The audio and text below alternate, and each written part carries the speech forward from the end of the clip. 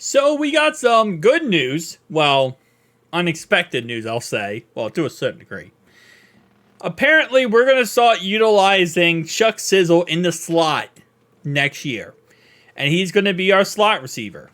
And then behind him, I guess we bring back Trent Irwin. He's our backup to that.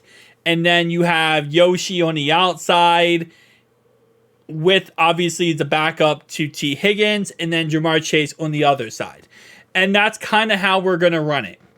And now there's speculation or connections of, well, what if the Bengals pursue Curtis Samuel in free agency? And I'll be honest with you. There is a 0% of me that expects us to actually utilize Chuck Sizzle in any meaningful fashion as a slot receiver. But I will play ball with the idea, right, that we could potentially do that. Curtis Samuel is not the worst option available. I don't expect us to sign a free agent wide receiver in any capacity. I think if we do get a receiver, it will be in the draft. It might be like a 5th or a 6th round pick, and maybe just a backup or depth option for us just to help us out in the long term.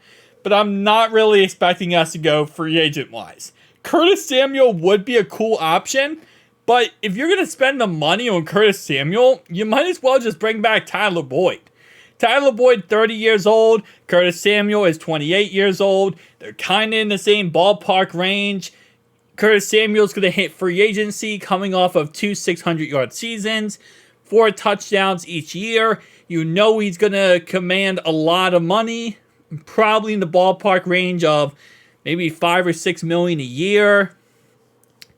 Could you sign him? Absolutely. I mean, he's like, in a way, you're just getting younger at the position. Instead of going with Tyler Boyd, you're going a little younger, 2 years younger. Yeah, I'm not against the idea. And if you run him on like end arounds and you have certain systems, certain plays set up for Curtis Samuel, I think he could be a really good option. Obviously, he's had injury concerns in his past, but you know, if you're not going to utilize him as a number one wide receiver and you're just going to utilize him here and there, I don't think it's a bad option. I'd rather spend the money on an offensive lineman. I'd rather spend the money on the tight end than go with Curtis Samuel. But if they're really hell-bent on avoiding, I will say, you know, utilizing Chuck Sizzle in the slot, I don't think it's the worst option possible to go with someone like Curtis Samuel here. Now, he is a little bit smaller, 5'11", but again, for what you're utilizing him for, you're not utilizing him to be a number one wide receiver. You're utilizing him as, again, a slot receiver or maybe potentially like I would say a running back, because they have utilized him as a running back a lot in Washington, and he's actually really good. He's fast. He got some speed to him.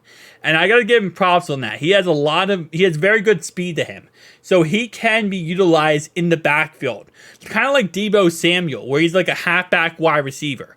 A little bit of that is probably his height as well, where you don't want him to go against cornerbacks. You rather have him line up against maybe linebackers or against safeties and type of, you know, mismatch type coverages.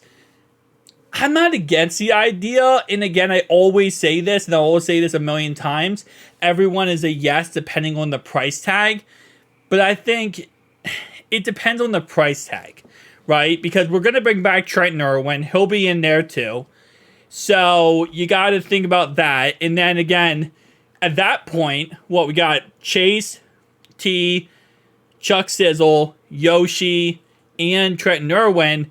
Now we're going to hit a 6 wide receiver on there and Curtis Samuel.